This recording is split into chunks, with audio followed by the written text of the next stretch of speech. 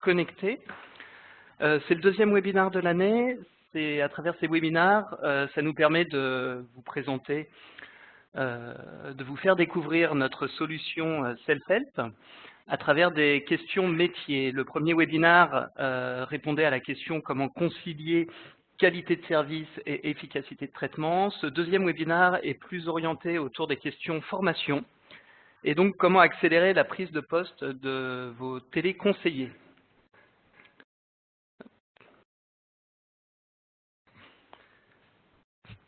Pourquoi se poser cette question? Aujourd'hui, tout le monde le sait, la façon d'adresser le client évolue et les directions clients doivent se réinventer et chercher à être encore plus productives qu'avant. À quels défis font face les directions clients? Tout d'abord, le changement a changé de nature, je dirais. Le changement est maintenant permanent et les managers doivent intégrer très fréquemment des changements produits, des changements organisationnels, des changements marchés, réglementaires, des changements de service et pouvoir les transférer et les diffuser simplement et rapidement à l'ensemble de l'organisation. Par ailleurs, les clients ont des exigences nouvelles qui sont liées à l'avènement des GAFA, Google, Uber, et ils demandent toujours plus de simplicité et de rapidité dans le traitement de leurs demandes. Et enfin, pour ce qui nous intéresse aujourd'hui, les conseillers ont des périmètres de traitement de plus en plus étendus. Ils doivent répondre à un périmètre de demande de plus en plus varié. Donc, comment faire en sorte que le conseiller, à tout moment, est bien informé et bien formé pour pouvoir servir le client le mieux possible? C'est la question à laquelle fait face aujourd'hui les directions clients. Pour répondre à ça, les directions clients vont mettre en place ce qu'on appelle un service client augmenté. Un service client augmenté, c'est quoi? C'est un service client digitalisé qui permet d'offrir une expérience omnicanale aux clients. C'est un service client qui permet de garantir une information juste, utile et contextualisée pour un cas donné, et c'est un service client organisé qui va simplifier la vie des utilisateurs et qui met en place des outils qui permettent de fédérer les technologies et ne pas complexifier le traitement d'une demande client. Un service client augmenté doit répondre donc à ces problématiques. Notre solution Self-Help permet aux téléconseillers de donner une réponse intelligente et contextualisée. Et elle va libérer ainsi le téléconseiller et le client de la complexité organisationnelle, de la complexité technique. Et elle va libérer les experts métiers et les managers de la complexité technologique en leur proposant un studio dans lequel il va être simple de créer du contenu et de le faire évoluer et de le partager et de le diffuser à l'ensemble de l'organisation. Donc l'objectif de notre solution, c'est vraiment de permettre aux experts métiers, aux managers, de diffuser simplement à travers des applications web une information toujours juste et de permettre aux téléconseillers d'accéder à cette information de façon contextualisée, c'est-à-dire pour un cas donné, un cas client, accéder rapidement à la bonne information juste et utile. Alors, quel objectif on va atteindre grâce à la mise en place d'une solution telle que la nôtre, telle que la solution Self-Help développée par Noesia? C'est la mise en œuvre en fait, d'une organisation agile et efficace. On va gagner en temps de création de contenu, temps de création et de mise à jour du contenu. On va gagner en temps de formation, et je vous expliquerai ensuite comment nos clients aujourd'hui gagnent en temps de formation et optimisent leur process de formation. On va gagner en développant des portails self-care et des parcours omnicanaux et ainsi diminuer le nombre d'appels polluants arrivant sur les plateaux de centres de contact. On va gagner en efficacité et en réduisant la durée moyenne de temps de traitement d'un appel, car la qualification du temps de traitement d'un appel va être plus aisée grâce à des parcours guidés et intelligents qui vont être mis à disposition des téléconseillers, et on va gagner en efficacité organisationnelle en diminuant le taux d'erreur de transfert ou d'escalade d'un service à l'autre. À travers tous ces gains, tous ces bénéfices obtenus avec notre solution Self-Help, en fait, les directions clients vont développer une interaction client à valeur ajoutée, concentrer l'action du téléconseiller sur des actes à valeur ajoutée. Ce qui nous intéresse aujourd'hui, c'est de voir comment on peut optimiser son organisation, son activité de formation, formation initiale et formation continue. Vous voyez qu'on annonce ici un chiffre qui est très significatif. Certains de nos clients nous ont informé qu'ils avaient diminué de plus de 70% le temps de formation initiale et l'effort de formation continue. Alors, quels sont les 3 leviers sur lesquels on va pouvoir jouer pour optimiser les process de formation?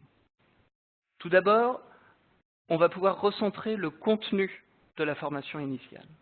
Et je vous présenterai dans les slides suivants quelle est notre vision de la chose et notre retour d'expérience suite à la mise en place de Self-Help chez plusieurs de nos clients. Deuxième point, on va pouvoir repenser les outils et les supports de formation. On va pouvoir créer des MOOC, on va pouvoir créer des parcours, des quiz, des parcours de e-learning, mais surtout, on va utiliser un support de formation qui sera celui que les téléconseillers vont voir en situation réelle. Et troisième point, on va pouvoir faciliter le transfert et le partage de l'information utile en continu. Ainsi, on va diminuer fortement l'effort d'information et de formation continue. Donc 3 leviers d'optimisation qu'on a pu constater chez nos clients: recentrer le contenu de la formation initiale, repenser les outils et les supports de formation et faciliter le transfert de l'information et faciliter la formation continue. Avant la mise en place de Self-Help chez nos clients, le contenu de façon schématique des formations initiales pour les nouveaux entrants se partageait de façon égale entre ce qu'on appelle les hard skills et les soft skills. Les hard skills, c'était savoir quels sont les modes opératoires à dérouler pour un cas donné, quels sont les process de diagnostic, comment on diagnostique un incident, comment on diagnostique une demande client et pour un client qui a tel type de contrat ou qui a acheté tel type de produit. Quelles sont les listes de pièces justificatives attendues pour une démarche administrative demandée par le client. Où se trouvent les guides utilisateurs. Donc, en plus de la formation hard skills sur les process métiers, sur les techniques métiers, il fallait également former aux outils et notamment à la base de connaissances. Comment, pour un cas donné, je vais pouvoir retrouver l'information utile et à jour? Où sont rangés ces modes opératoires? Où sont les fiches d'information sur les process de diagnostic? Dans quel dossier, sous quel SharePoint, dans quel wiki, ou alors dans quelle autre base de connaissances. On passait donc un temps important à former sur, si possible, l'exhaustivité de ces process, et l'autre temps important se consacrait à la formation des soft skills, donc comment développer l'empathie, comment écouter un client, comment savoir si le client est satisfait ou pas. Donc tout ce qui a une réelle valeur ajoutée dans la relation client. Grâce à la mise en place d'une base de solutions, en fait plus d'une base de connaissances, dynamique telle que Self-Help, on va pouvoir réduire très fortement le temps passé sur la formation des hard skills auprès des nouveaux téléconseillers. Parce que les téléconseillers, on va leur pousser à travers les parcours intelligents et dynamiques, les bons modes opératoires, le bon mode opératoire utile et juste au bon moment pour le cas donné.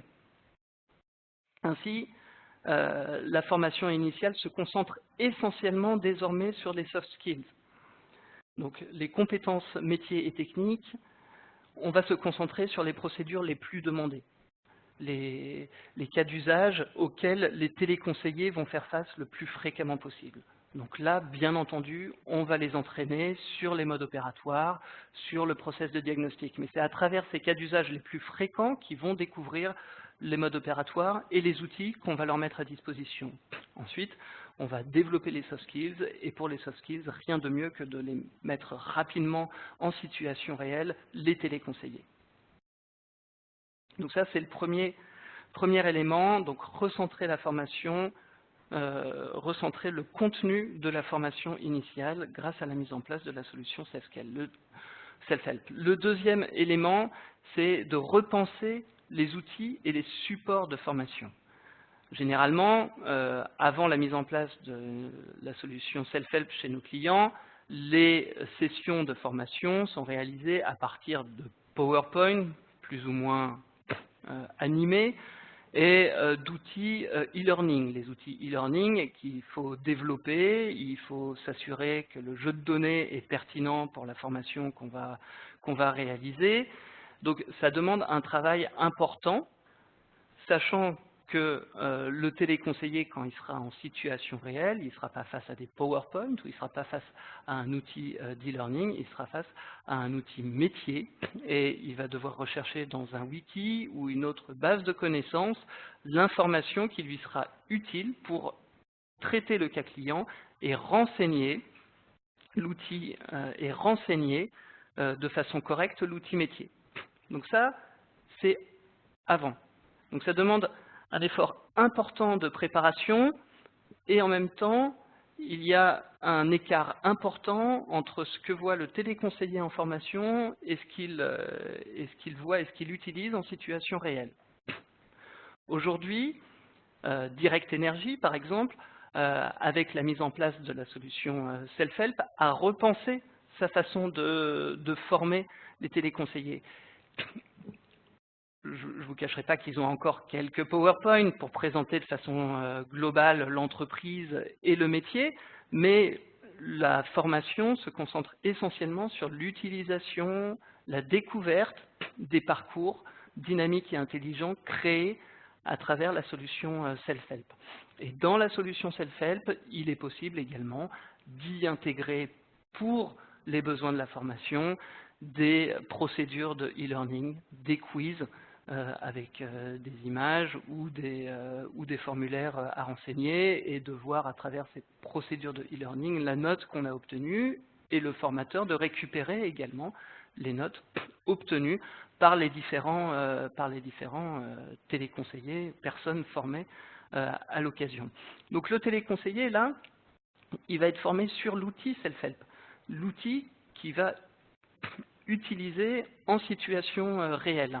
Et donc, pour le formateur ou pour le knowledge manager, il n'y a pas de développement en double, développement dans un module e-learning et développement dans une base de connaissances ou mise à jour de documents PowerPoint pour la formation et mise à jour de documents dans le wiki existant. Non, le formateur utilise la base de connaissances dynamique qui va être mise à disposition en situation réelle aux téléconseillers.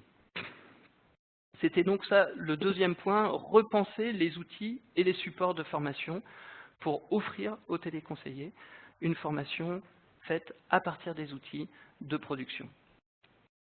Ensuite, le troisième levier est la facilité de mise à jour et de transfert, de partage d'une nouvelle information.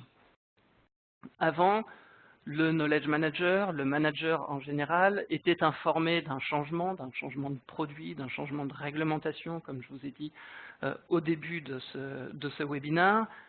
Et pour cela, pour partager ce changement, il écrivait des mails, il réunissait l'ensemble des téléconseillers, l'ensemble de son équipe, et il faisait un brief sur les changements et les impacts de ces changements sur la façon de traiter les cas clients. À nouveau, il rédigeait des PowerPoint, potentiellement mettait à jour le module de e-learning, créait un nouveau module et le partageait avec les téléconseillers. Grâce à Noesia, le Knowledge Manager est informé par le reste du groupe d'un changement catalogue produit. Par exemple, un de nos clients, Somfy, utilise la solution Self-Help auprès de son réseau professionnel pour permettre à son réseau professionnel d'accéder à des parcours de diagnostic sur les incidents, les incidents ou les pannes des produits Somfy, tels que les portails, les volets roulants. Quand il y a un changement de produit dans le catalogue produit, le Knowledge Manager met à jour les parcours en fonction de ces changements, publie et ça partage, ça diffuse automatiquement les changements auprès du réseau des professionnels et des installateurs Somfy.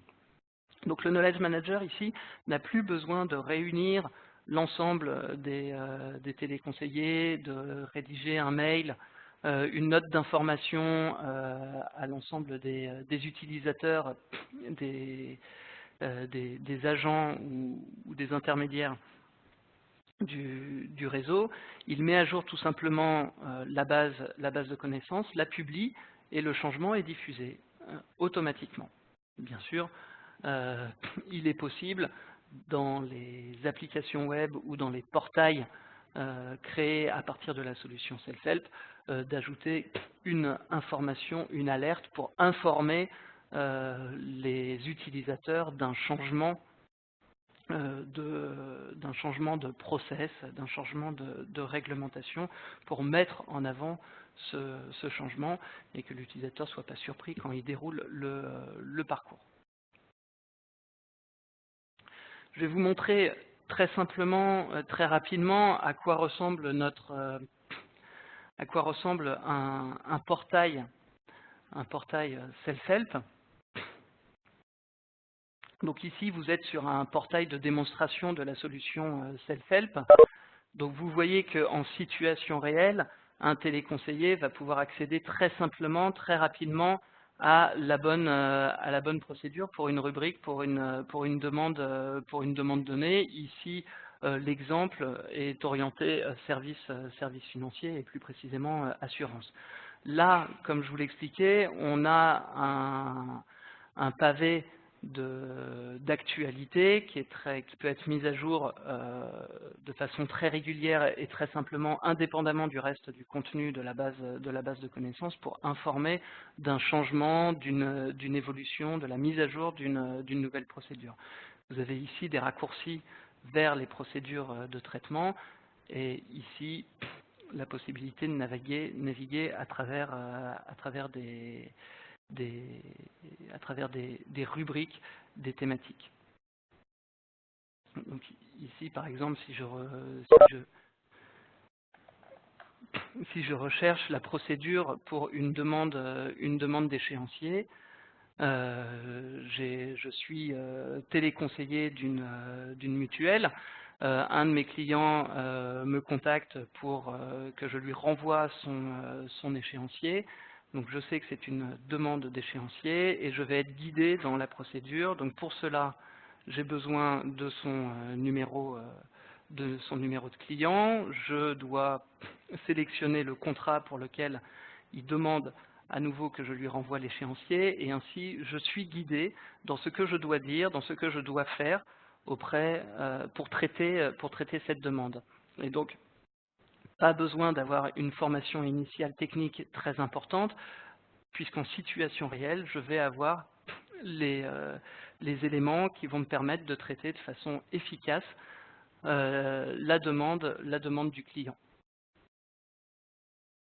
Voilà. Donc ça, c'est un exemple. Le manager, maintenant,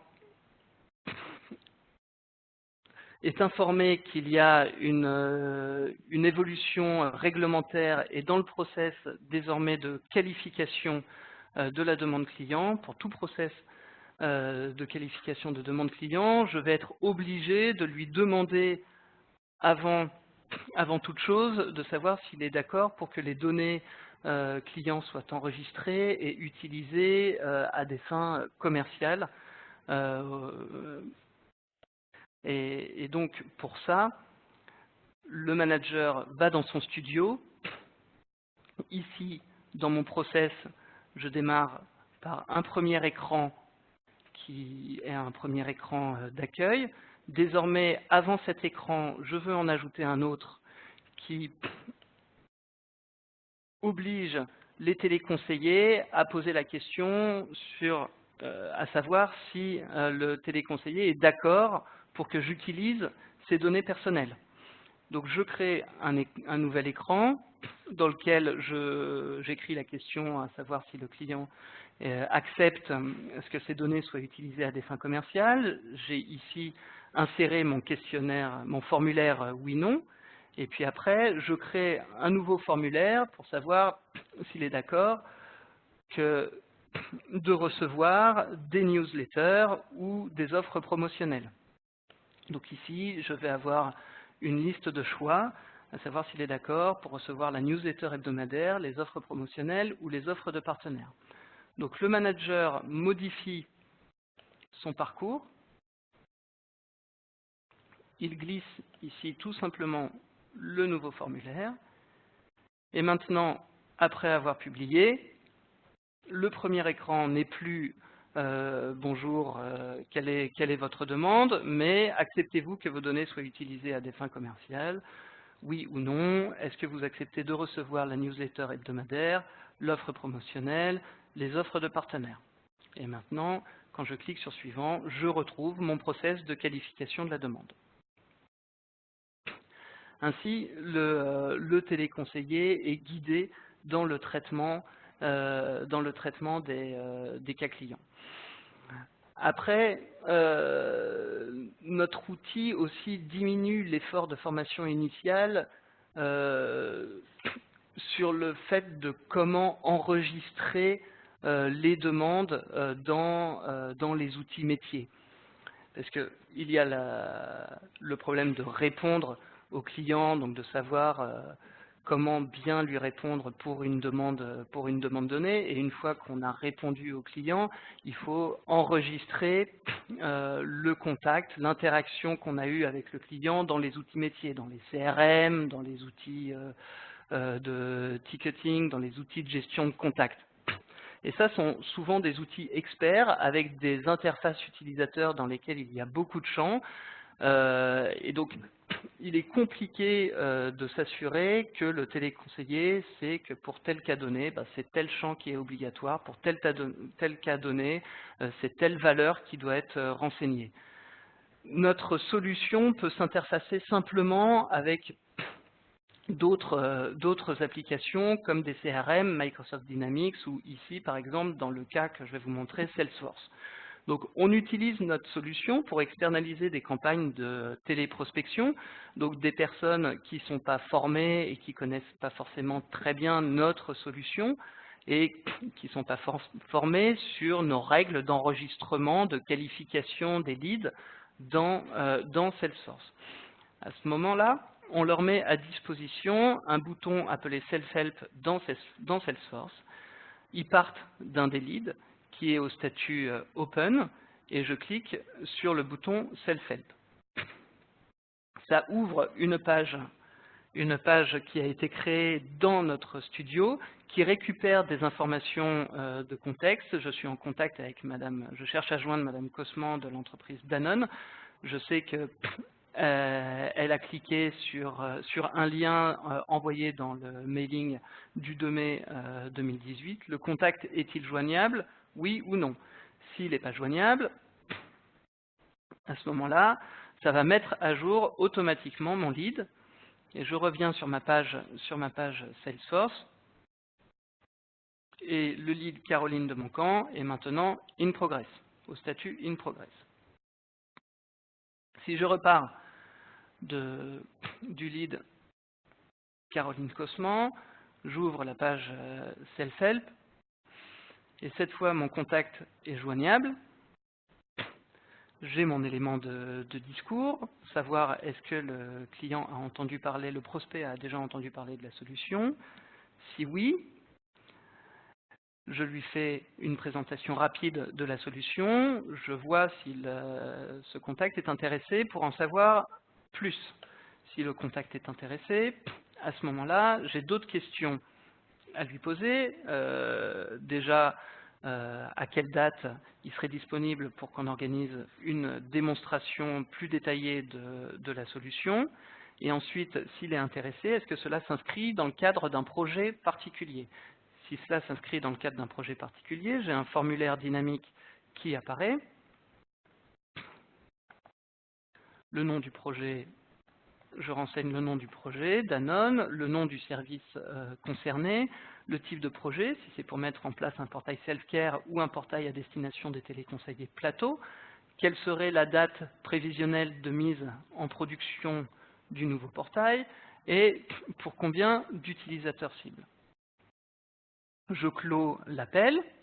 Suite à l'appel, mon téléconseiller doit envoyer un mail avec une structure type et la possibilité de personnaliser le mail.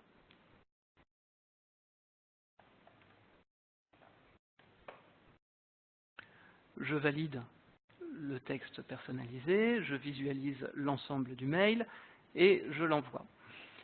Après avoir cliqué sur envoyer, encore une fois, Salesforce est mis à jour. Mon lead est maintenant qualifié et sur ma fiche lead, j'ai désormais des informations que j'ai saisies, que j'ai collectées pendant le contact avec mon prospect. Mon prospect a un niveau d'intérêt fort pour un projet, c'est pour un projet existant, le nom du projet est Danone, le service concerné est service client. Ainsi, le rapport est standardisé, normalisé, formalisé, et on n'a pas besoin de s'embêter, encore une fois, pendant la formation initiale, à expliquer quelle information et sous quel format on veut que les téléconseillers renseignent dans Salesforce.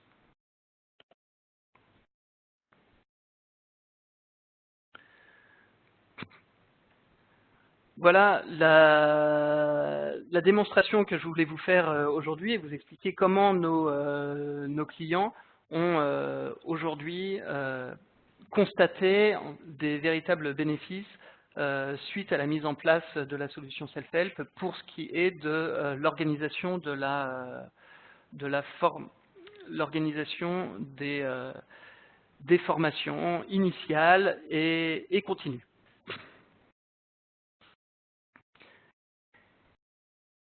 Est-ce que vous avez des questions? Je serais ravi de pouvoir y répondre. N'hésitez pas à utiliser le module de chat pour me faire part de vos questions et que j'y réponde.